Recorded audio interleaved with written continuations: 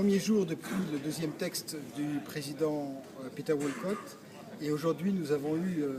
un nombre impressionnant d'États qui sont intervenus. Les sceptiques, pour ne pas dire les opposants, sont intervenus comme une espèce de chant du cygne, ont jeté un petit peu toutes les cartes sur la table en essayant de diminuer ce traité. Mais les États qui soutiennent ce traité, notamment la France, ont fait des interventions très fortes en disant, et je cite l'ambassadeur de France, en disant qu'il y a une obligation des États sur la question de la torture, sur la question des exécutions extrajudiciaires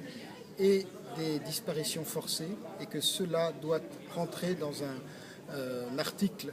dans un paragraphe de l'article 6 sur l'interdiction des États. Donc ça c'est un signe que tous ici nous avons reçu, nous ONG bien sûr, parce que c'est encore une fois ce qui va donner la force et le sens de ce traité qui, bien entendu, évoluera tous les ans dans la vie du traité et qui permettra bien sûr à tous les États, petit à petit, de construire cette confiance absolument nécessaire. Voilà, j'espère que demain nous serons encore plus positifs que ce soir et je remercie Salah Abdelaloui à la réalisation. Au revoir.